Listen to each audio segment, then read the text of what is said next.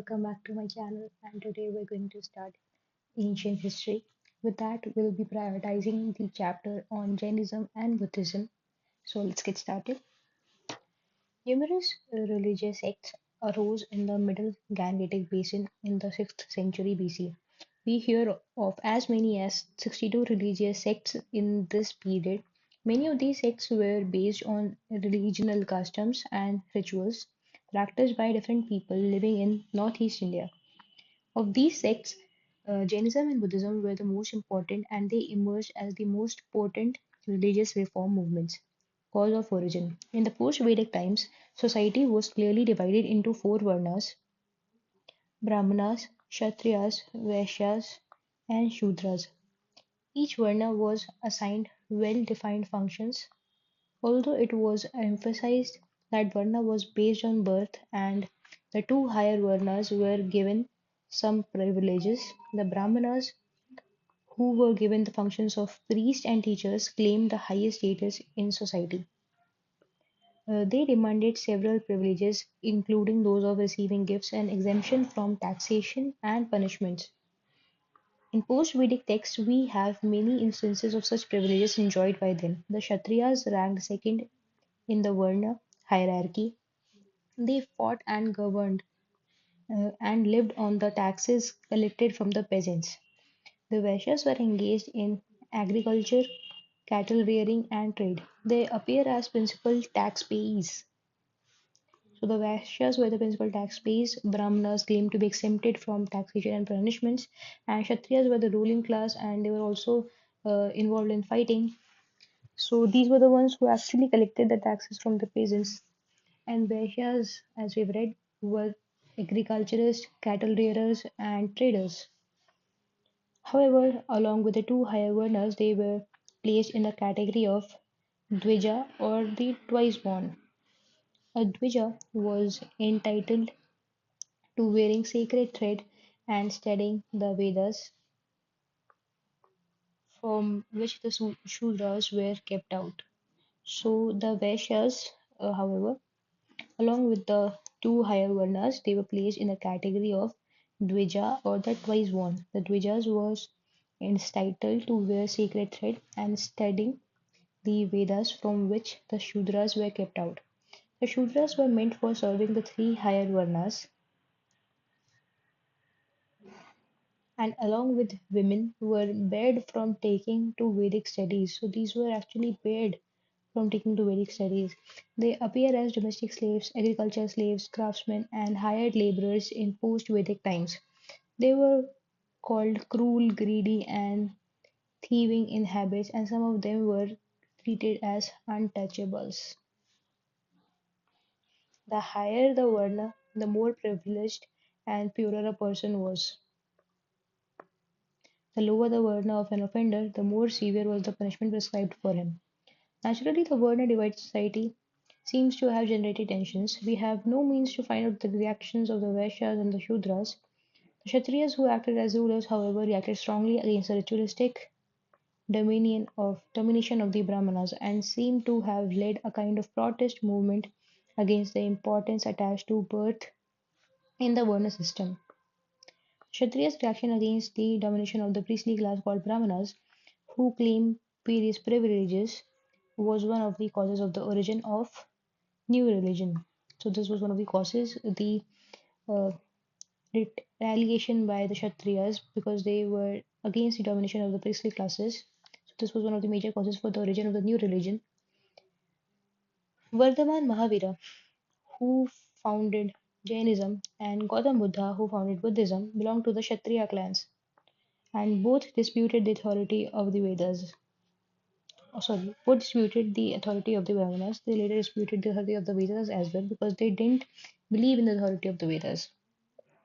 But the real cause of the rise of these new religions lay in the introduction of a new agricultural economy in northeastern India. Northeast India, including the regions of eastern Uttar Pradesh, northern and southern Bihar, has about 100 centimeters of rainfall. Before those areas came to be colonized on a large scale, they were thickly forested. The thick jungles could not be cleared without the aid of iron axes. Although some people lived in this area before 600 BC, they used implements of stones and copper, and they led a precarious life on riverbanks and confluences where, where land was opened to settlement through the process of erosion and flooding. In the mid Gangetic Basin, large scale habitations began from about 600 BC when iron came to be used in this area. So, iron was used basically to like um, to cut those forests and build the settlements in the thickly forested area so that they would have a habitat in the confluence of the riverbanks as well. On account of the moist nature of the soil in this area, too many iron tools of earlier times have not survived, but quite a few axes have been recovered from the layers belonging to circa 600 to 500 BC. The use of iron tools made possible clearance, agriculture, and large settlements. The agricultural economy based on iron plowing share required the use of bullocks, and it could not flourish without animal husbandry. So, with the advent of the iron axes, they could now clear the forest, the thicker forest, and the agriculture began, and so also the last settlements. So, now this agriculture based economy needed a strong support from the animal rearing because it could not flourish without animal husbandry. Primarily because for the use of bullocks, the requirement for the bullocks. But the Vedic practices of killing indiscriminately in sacrifices stood in the way of the progress of new agriculture. The Vedic practice of killing animal cattle indiscriminately in sacrifices stood in the way of the process of new agriculture. The cattle wealth slowly decimated because the cows and bullocks were killed in numerous Vedic sacrifices. The tribal people living on the southern and eastern fringes of Magad also killed the cattle for food. But if the new agrarian economy had to be stable, this killing had to be stopped. The period saw the rise of a large number of cities in northeastern India. We may refer, for example, to Kaushambi near Allahabad, Kushinagar in the Deoria district of Uttar Pradesh, Banaras, Vaishali in the newly created district of the same name in North Bihar, Cherand in Chhapra district, and Rajgir, situated at a distance of about 100 km from Patna. Besides others, these cities had many artisans and traders who began to use coins for the first time. The earliest coins belonging to the 5th century BC, and they are called punch marked coins. These are created for the first time in eastern Uttar Pradesh and Bihar. The use of coins naturally facilitated trade and commerce, which added to the importance of the Vaishyas. In the Brahmanical society, the Vaishyas ranked third, the first two being Brahmanas and Kshatriyas. Naturally, they looked for some religion which would improve their position. So Vaishyas were now flourishing because of the trade and commerce, the flourishing economy of the trade and commerce, and they were the ones who started using punch marked coins. And now they were starting looking for a more uh, like improvement in their positions or more higher position in the hierarchy because in the Brahminical society they were ranked third after Brahmanas, Kshatriyas, and then they were the Vaishyas. So they started looking for some religion in which they could improve their position. The Vaishyas extended generous support to both Mahavira and Gautam Buddha. The merchants called the Sethis made handsome gifts to Gautam Buddha and his disciples. There were several reasons for it. First, Jainism and Buddhism in the initial stage did not attach any importance to the existing Varna system. Second, they preached the gospel of non-violence, which would put an end to the wars between different kingdoms and consequently promote trade and commerce. Third, the Brahminical law books called the Dharma Sutras decried lending money on interest. A person who lives on interest was condemned by them. Therefore, the Vaishyas who lent money on account of going trade and commerce were not held in esteem and were eager to improve their social status. So there were three prominent reasons for the support offered by the Vaishyas to Gautam Buddha as well as Mahavira uh, for Jainism and Buddhism. The first one was that Jainism and Buddhism did not attach any importance to the existing world system, and second, that they abhorred uh, violence and they were the gospels of non-violence. Because of the claim for not attaching to violence, this would later bring to the end of wars between different kingdoms, and which would eventually lead to the promotion of trade and commerce, and it would benefit the Vaishyas. Third, in the Brahmanical law books, which is called the Dharma Sutra, they actually condemned lending money and decried lending money or interest, which was contrary to what the Vaishyas were doing, and because of this, they were not like given a higher social status. So they actually wanted to increase or improve their social status as well. On the other hand, we also notice a strong reaction against various forms of private property. Old fashioned people did not like the use and accumulation of coins made certainly of silver and copper and possibly of gold. They detested new dwellings and dressings, new systems of transport which amounted to luxury, and they hated war and violence. The new forms of property created social inequalities and caused misery and suffering to the masses of the people. So the common people yearned to return to primitive life.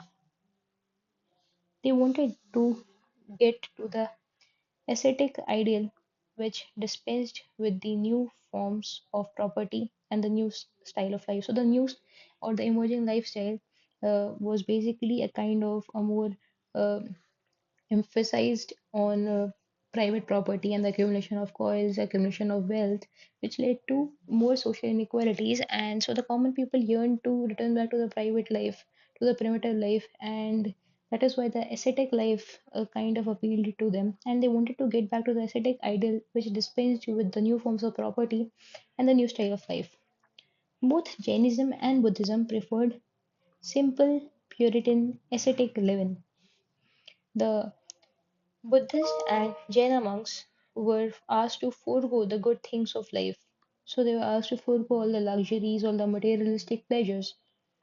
They were not allowed to touch gold and silver. They were to accept only as much from their patrons as was sufficient to keep body and soul together. So just the bare minimum for a subsistence, like just to live for that day or for that period of time. They therefore rebelled against the material advantages stemming from the new life in the Gangetic Basin. In other words, we find the same kind of reaction against the changes in material life in northeastern India in the 6th century BC as we notice against the changes introduced by industrial revolution in modern times. So these changes are similar to those which were introduced by the industrial revolution in the modern times because people actually wanted to be more into the primitive kind of living, and they were kind of frustrated because of the growing social inequalities, and the accumulation of wealth by certain people. Just as the advent of the Industrial Revolution made many people think of return to pre-machine age life, similarly, people in the past wanted to return to the pre-Iron Age life. So it's this human nature, it's this human psychology that we think that things of the past were greater or it was an amazing life. So it has always been the same. Vardhaman Mahavira and Jain. Vardhaman Mahavira was born in 540 BC in a village near Vaishali, which is identical with Basara. Basara. I'm sorry, I can't pronounce it well. Basar in the district of Vaishali in North Bihar. His father was the head of a famous Kshatriya clan and his mother a Licchavi princess. They were also connected with the royal family of Magad. High connections made it easy for Mahavira to approach princes and nobles in the course of his mission. In the beginning, Mahavira led the life of a householder, but in the search for truth, he abandoned the world at the age of 30 and became an ascetic. He kept on During for 12 years from place to place, he would not stay for more than a day in a village and for more than 5 days in a town. During the course of his long journey, it is said he never changed his clothes for 12 years and abandoned them altogether when he attained perfect knowledge or Kaivalya at the age of 42. Through Kaivalya, he conquered misery and happiness. So it is not that he was only aiming for happiness or he was searching for happiness in this world. He conquered both misery and happiness. Because of this conquest, he is known as Mahavira or the great hero of Jina or great hero or Jina, that is the conqueror, and his followers are known as Jain. So, because of him conquering misery and happiness, and this was a major victory, he was called the Jina or the conqueror, and his followers came to be known as the Jains. He propagated his religion for 30 years, and his mission took him to Kosala, Magad, Mithila, Champa, etc. He passed away at the age of 72 in 468 BC at a place called Pavapuri near modern Rajgir. So we have read about some prominent kingdoms over here. One is the Lichavi because his mother, Vardhaman Mahavira's mother, was a Lichavi princess. Then we get to see his connections with Magad, and then the Koshal, Mithila, Champa, and later when he died in a place called Pavapuri near modern Rajgir. Doctrines of Jaina. Doctrines of Jainism. Jainism taught five doctrines. First, do not commit violence, do not speak a lie, do not steal, do not acquire property, and fifth is to observe continence, brahmacharya. It is said that only the fifth doctrine was added by Mahavira, the other four being taken over by him from previous teachers. Although Parsva, the predecessor of Mahavira, had asked his followers to cover the upper and lower parts of the body, Mahavira asked them to disregard clothes completely. This implies that Mahavira asked his followers to lead a more austere life. On account of this, in later times, Jainism was divided into two sects: Shwetambaras, or those who put on a white dress, and Dikambars, or those who keep themselves naked. Jainism recognized the existence of the gods but placed them lower than the Jaina. So they actually recognized the existence of the gods but placed them lower than the Jaina. Jaina is the one who conquers both misery and happiness.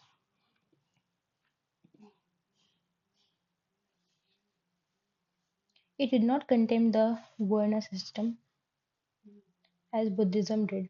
According to Mahavira, a person is born in a high or in a low Varna in consequence of the sense or the virtues acquired by him in the previous birth. So this is Dharma Chakra.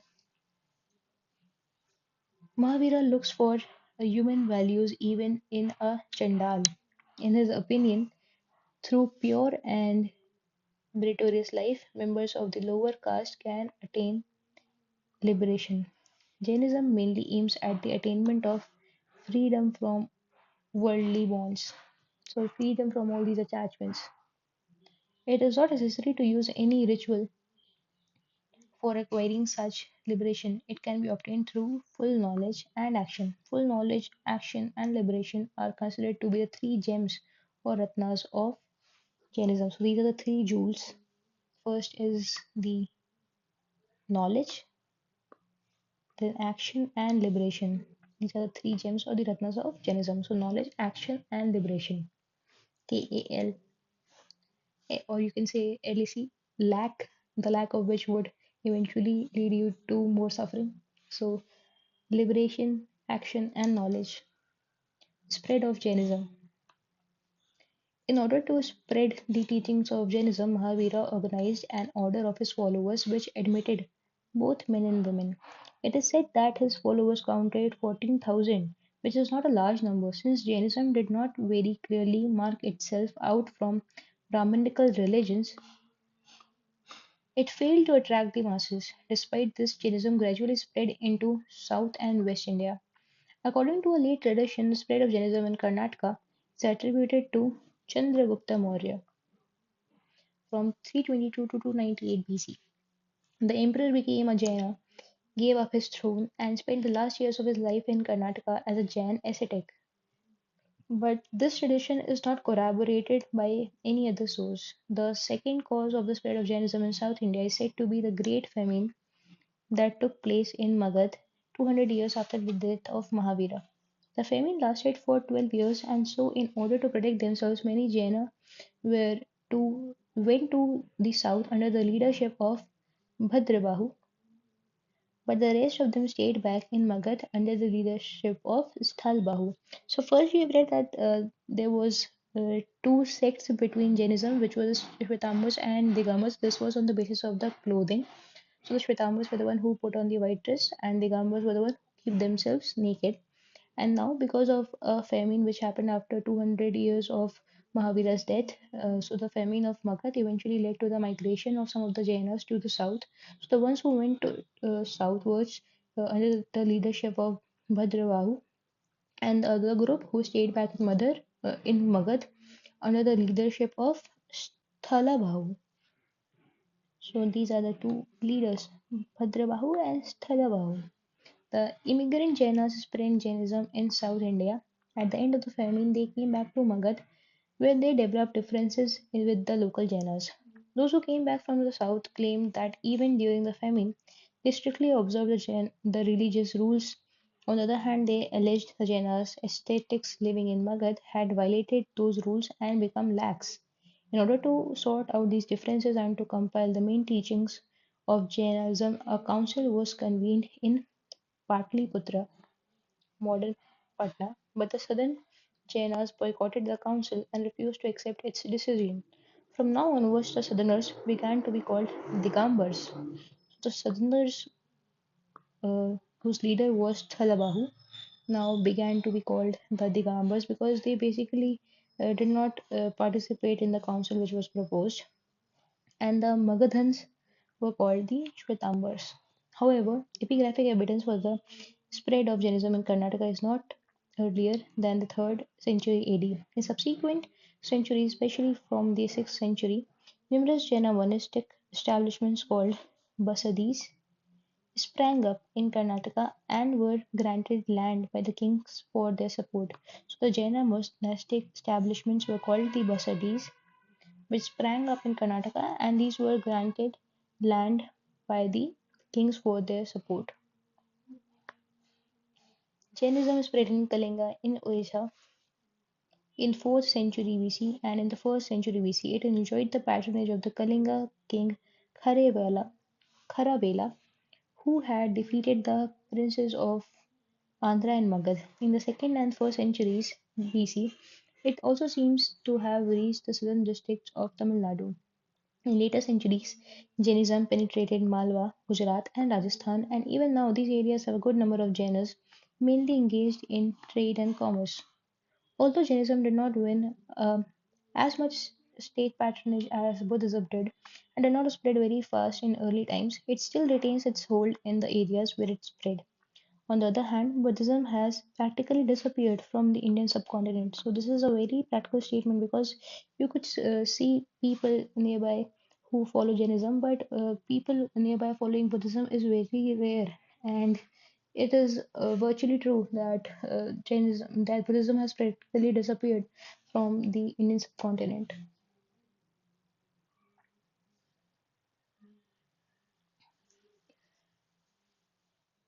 Contribution of Jainism. Jainism made the first serious attempt to mitigate the evils of the Varnas order and the ritualistic Vedic religion. The early Jainas discarded Sanskrit language, mainly patronized by the Brahmanas. They adopted Prakrit language of the common people to preach their doctrines. Their religious literature was written in Ardhamagri, and the texts were finally compiled in the 6th century AD in Gujarat at a place called Vallabhi, a great center of education. The adoption of Prakrit by the Jainas helped the growth of this language and its literature. Many regional languages developed out of Prakrit languages, particularly Saurashtreni, out of which grew the Marathi language. So Prakrit led to the evolution of Saurashtreni, which led to the evolution of Marathi language. The Jainas composed the earliest important works in Apabhramsha and its first grammar. The Jaina literature contains epics, Puranas, novels, and drama. A large portion of the Jaina writing is still in form of manuscripts which have not been published and which are found in the Jain shrines of Gujarat and Rajasthan. In early medieval times, the Jains also made good use of Sanskrit and wrote many texts in this language. Last but not the least, they contributed to the growth of Kannada, in which they wrote extensively. Gautam Buddha and Buddhism. Gautam Buddha or Siddhartha was a contemporary of Mahavir. He was born in 563 BC in Shakya Kshatriya family in Kapilvastu, which was situated on the foothills of Nepal. Gautam's father seems to have been the elected ruler of Kapilvastu and headed the republican clan of the Shakyas. His mother was a princess from the Kosalan dynasty. Thus, like Mahavira, Gautam also belonged to a noble family. Born in a republic, he also inherited some republican sentiments. From his early childhood, Gautam showed a meditative bent of mind. He was married early, but married life did not interest him. He was moved by the misery which people suffered in the world and looked for a solution. At the age of 29, like Mahavir again, he left home. He kept on wandering for about 7 years and then attained knowledge at the age of 35 at Bodh Gaya under a peepal tree. From this time onwards, he began to be called the Buddha or the Enlightened. Gautam Buddha delivered his first sermon at Sarnath in Benares. He undertook long journeys and took his message far and wide. He had a very strong physique, which enabled him to walk 20 to 30 kilometers a day. He kept on wandering, preaching, and meditating continuously for 40 years, resting only in the rainy season every year. During this long period, he encountered many staunch supporters of rival sects, including the Brahmanas, but defeated them in debates. That was Shastrarth. His missionary activities did not discriminate between the rich and the poor, the high and the low, and man and woman. Gautam Buddha passed away at the age of 80 in 483 BC at a place called Kushinagar, identical with the village called Kasra in the district of Deoria in eastern Uttar Pradesh. Doctrines of Buddhism. The Buddha proved to be a practical reformer who took note of the realities of the day. He did not involve himself in fruitless converse, controversies regarding the soul, Atman, and the Brahma, which raised strongly in his time. So he kept his silence on all of these metaphysical theories. He addressed himself to be he addressed himself to the worldly problems. He said that the world is full of sorrows and people suffer on account of desires. If desires are conquered, nirvana will be attained, and that is, man will be free from the cycle of birth and death. So I have already made a video on Jainism and Buddhist philosophy. Do check it out. Gautam Buddha recommended an eightfold path, the Ashtangika Marg, for the elimination of human misery. This path is attributed to him in a text of about the 3rd century BC. It comprised eight observations. It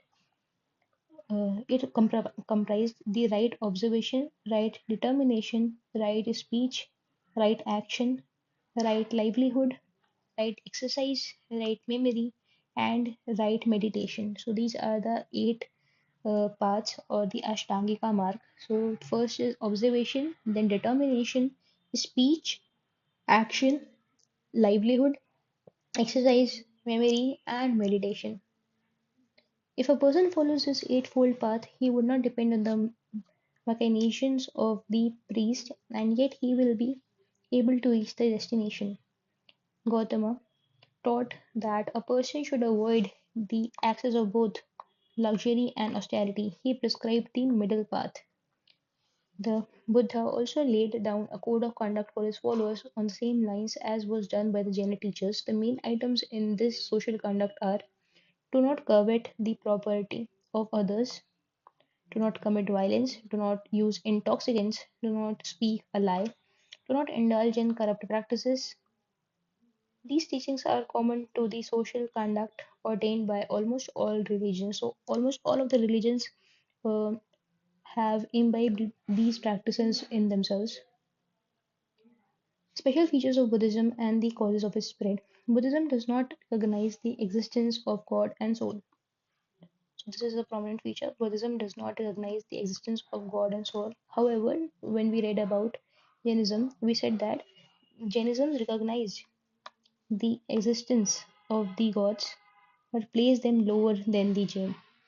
However, in Buddhism has totally denied the existence of God and soul. This can be taken as a kind of revolution in the history of Indian religion, since early Buddhism was not enmeshed in the claptrap of philosophical discussion. It appealed to the common people because it was not so much entrenched in those controversies around the metaphysical and epistemological things. It appealed more to the common people because it spoke in the language of the world and the language of how the common people spoke. It particularly won the support of the lower orders as it attacked the Varna system. So Jainism did not explicitly attack the Varna system, but here Buddhism has uh, attacked the Varna system. People were taken into the Buddhist order without any consideration of caste. Women were also admitted to the Sangha and thus brought on par with the men. So this was the women empowerment at that time. In comparison with Brahmanism, Buddhism was liberal and democratic. Buddhism made a special appeal to the people of the non-Vedic areas where it found a virgin soul for conversion. The people of Magad responded readily to Buddhism because they were looked down upon by the Orthodox Brahmins. Magad was placed outside the pale of the holy Aryavarta, the land of the Aryas, covering modern Uttar Pradesh. The old tradition persists, and the people of the North Bihar would not like to be cremated south of the Ganga in Magad. So the people of Magad responded readily to the Buddhism because they were looked down upon by the Orthodox Brahmanas. Magad was placed outside the pale of the holy Aryavarta, the land of Aryas, covering modern Uttar Pradesh. The old tradition persists, and the people of North Bihar would not like to be cremated south of the Ganga in Magad. The personality of Buddha and the method adopted by him to preach his religion helped the spread of Buddhism. He tried to fight evil by goodness and hatred by love. He refused to be provoked by slander and abuse. He maintained poise and calm under difficult conditions and tackled opponents with wit and presence of mind. It is said that on one occasion an ignorant person abused him. The Buddha listened on silently, and when the person had stopped abusing, Buddha asked, "My son, if a person does not accept a present, what will happen to it?" His adversary replied, "It remains with the person who has offered it." The Buddha then said, "My son, I do not accept your abuse." So this was a very witty statement also. Uh, the use of Pali, the language of people, also contributed to the spread of Buddhism. It facilitated the spread of Buddhist doctrines among the common people. Gautam Buddha also organized the Sangha, or the religious order whose doors were kept open to everybody irrespective of caste and sex. The only condition required of the monks was that they would faithfully observe the rules and regulations of the Sangha. Once they were enrolled as members of the Buddhist church, they had to take the vow of continence, poverty, and faith. There are three main elements in Buddhism: the continence, poverty, and faith. Buddha, Sangha, and Dharma. So whenever one enters the Buddhist church, they had to take the vow of continence, poverty, and faith. And so there are three main elements in Buddhism, which are the Buddha, Sangha, and Dharma or Dhamma. As a result of organized preaching under the auspices of the Sangha, Buddhism made rapid strides even in the lifetime of the Buddha. The monarchies of Magad, Kosal, and Kausambi, and several republican states and their people adopted this religion. 200 years after the death of Buddha, the famous Mauryan king Ashoka embraced Buddhism. This was a epoch-making event during his This was an epoch-making event. Through his agents, Ashoka spread Buddhism into Central Asia, West Asia, and Sri Lanka. So it was Ashoka who was responsible for spreading Buddhism to far out areas, which is the Central Asia, West Asia, and Sri Lanka, and thus transformed it into a world religion. Even today, Sri Lanka, Burma, Tibet, and parts of China and Japan profess Buddhism. Although Buddhism disappeared from the land of its birth, it continues to hold ground in the countries of South Asia, Southeast Asia, and East Asia. So it basically became a religion of East Asia. Causes of the decline of Buddhism. By the 12th century AD, Buddhism became practically extinct in India. It continued to exist in a challenge form in Bengal and Bihar till the 12th century, but after that, this religion almost completely vanished from the country. What were its causes? We find that in the beginning, every religion is inspired by the spirit of reforms, but eventually it succumbs to the rituals and ceremonies it originally denounced. Buddhism underwent a similar metamorphosis. It became a victim to the evils of Brahmanism, against which it had fought in the beginning. So it eventually fall into the pit of the ideas which it had denounced earlier. So it was now became a victim to the evils of Brahmanism against which it had fought in the beginning. To meet the Buddhist challenge, the Brahmanas reformed their religion. They stressed the need for preserving the cattle wealth and assured women and Shudras of administration of sorry and assured women and Shudras of admission to heaven. Buddhism, on the other hand, changed for the worse. Gradually, the Buddhist monks were cut off from the mainstream of people's life. They gave up Pali, the language of the people, and took to Sanskrit, the language of intellectuals. So they now were renouncing the practices which which they initially began with. From the first century AD, they practiced idol worship on a large scale and received numerous offerings from the devotees. The rich offerings, supplemented by generous royal grants to the Buddhist monasteries, made the life of monks easy.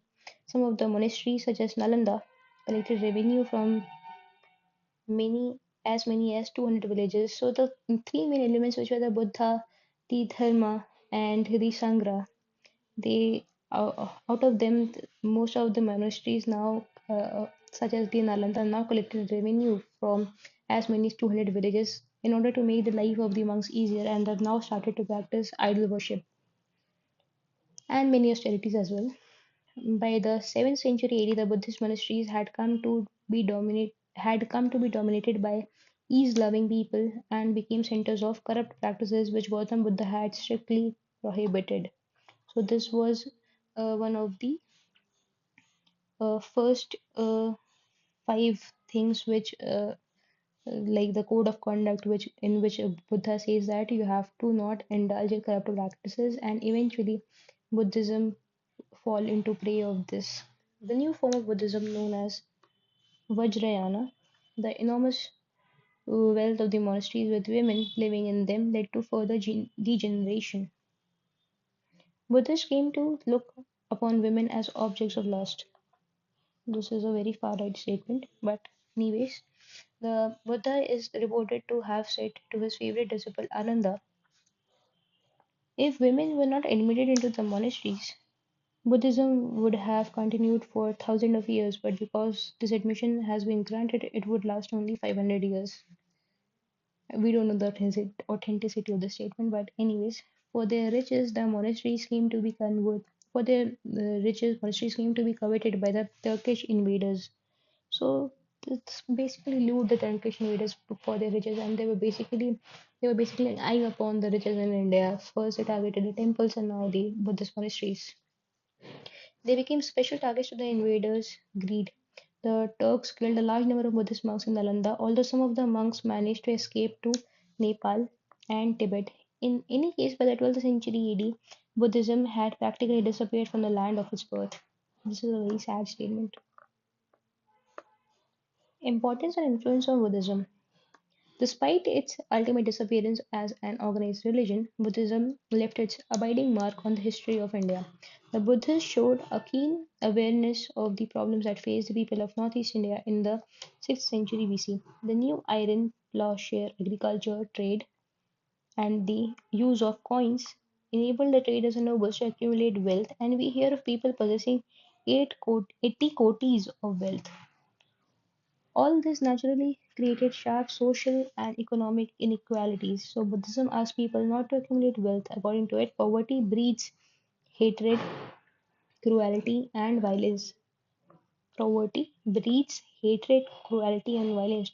To eradicate these evils, the Buddha advised that farmers should be provided with grain and other facilities, the traders with wealth, and the laborers with wages. These measures were recommended to remove poverty in this world. So, the measures recommended by Buddhism to remove poverty in this world were that farmers should be provided with grains and other facilities, traders with wealth, and the laborers with the wages in order to eradicate these evils. Buddhism further taught that if poor gave alms to the monks, they would be born wealthy in the next world. If the poor gave alms to the monks, they would be born wealthy in the next world. The code of conduct prescribed for the monks represents a reaction against the material conditions of the northeast India in the 6th and 5th centuries. It imposes restrictions on food, dress, sexual behavior of the monks. They cannot accept gold and silver, and they cannot take to sale and purchase. These rules were relaxed after the death of Buddha, but the early rules suggest a return to a kind of primitive communism characteristic of the tribal society, in which people did not practice trade and agriculture. The code of conduct prescribed for monks partially reflects a revolt against the use of money, private property, and luxurious living which appeared in the 6th century BC in northeast India. In those days, property and money were regarded as luxuries. Although Buddhism tried to mitigate the evils resulting from the new material life in the 6th century BC, it also tried to consolidate the changes in the social and economic life of the people. The rule that debtors were not permitted to be the members of the Sangh naturally helped the money lenders and rich sections of the society from whose clutches the debtors could not be saved. So, the rule that debtors were not permitted to be the members of the Sangha naturally helped the money lenders and richer sections of society from whose clutches the debtors could not be saved. Similarly, the rule that slaves could not join the Sangha helped the slave owners. Thus, the rules and teachings of Gautam Buddha took full account of the new changes in the material life and strengthened them ideologically. So, the first rule was that debtors were not permitted to be members of the Sangha, and slaves could also not join the Sangha. Although the Buddhist monks had renounced the world and separately and repeatedly criticized the greedy Brahmanas in several ways, they resembled the Brahmanas. Both of them did not participate directly in production and lived on the alms or gifts given to society. Both of them emphasized the virtues of carrying out family obligations, protecting private property, and respecting political authority. Both of them supported the social order based on classes. For the monks, however, the Varna was based on action and attributes, but for the Brahmanas, it was based on the birth. Undoubtedly, the objective of the Buddhist teaching was to secure salvation of the individual or nirvana. Those who found it difficult to adjust themselves to the breakups of the old tribal society and the rise of gross social inequalities on account of private property were provided with some way of escape, but it was confined to the monks. No escape was provided for the lay followers who were taught to come to terms with the existing situation. Buddhism made an important impact on society by keeping its door open to women and Shudras. Since both women and Shudras were placed in the same category by Brahmanism, they were neither given sacred thread nor allowed to read the Vedas. Their conversion to Buddhism freed them from such mark of inferiority. With its emphasis on non-violence and the sanctity of animal life, Buddhism boosted the cattle wealth of the country. The earliest Buddhist text, Sutta Nipata, declares the cattle to be givers of food, beauty, and happiness. Ananda Varnada Sukhada, and thus pleads for their protection. This teaching came significantly at a time when the non Aryans slaughtered animals for food and the Aryans, in the name of religion, The Brahminical insistence on the sacredness of the cow and non-violence was apparently derived from Buddhist teaching. So, the Brahminical insistence on the sacredness of the cow and non-violence were apparently derived from the Buddhist teachings. Buddhism created and developed a new awareness in the field of intellect and culture. It taught the people not to take things for granted, but to argue and judge them on merits, like to use your brain. To a certain extent, the place of superstition was taken by logic. This promoted rationalism among people. In order to preach the doctrines of new religion, the Buddhists compiled a new type of literature. They enormously enriched Pali by their writings. The early Pali literature can be divided into three categories. The first contains the sayings and teachings of Buddha. The second deals with the rules to be observed by members of the Sangha. And the third presents the philosophical exposition of the Dharma. So, like the Pali literature can be divided into three wide categories. The first one is where the sayings and teachings of Buddhas are given. The second is where the rules and regulations for the members of the Sangha is given. And the third is where the philosophical implications or exposition of the Dharma is presented. So, the first is the sayings and teachings of Buddha. Second is the rules and regulations for Sangha. And third is the philosophical expositions of Dharma. The literary activities of Buddhist monks continued even in the Middle Ages, and some famous Apabhramsha writings in East India were composed by them. The Buddhist monasteries developed as great centers of learning and can be called residential universities, viharas. Mention may be made of Nalanda and Vikramshila in Bihar and Vallabhi in Gujarat. So, Vallabhi was the place where the literary teachings were compiled. So, it was a famous center for education. Buddhism left its mark on the art of ancient India. The first human statues worshipped in India were probably those of Buddhas. So, in the context of art, the first human statues worshipped in India were probably those of the Buddha. The faithful devotees portrayed the various events in the life of Buddha in stone. The panels found at Gaya in Bihar and Sachi and Barhut in Madhya Pradesh are illuminated examples of the artistic activity. From the 1st century AD, the panel images of Gautam Buddha began to be made.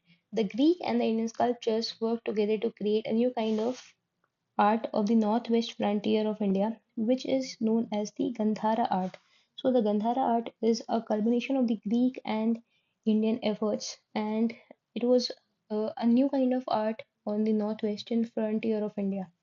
The images made in this region betray Indian as well as foreign influence. For the residents of the monks' rooms were hewn out of the rocks, and thus began the cave architecture in the Barabar Hills in Gaya, in Western India around Nasik, and in Western India around Nasik. Under the impetus of Roman trade, Buddhist art flourished in the Krishna Delta, and under the Central Asian contacts, it throve in Mathura and Gandhara. So, with this, we've come to an end of this chapter on Buddhism and Jainism. I'll see you guys in the next one. Till then, see ya. Bye.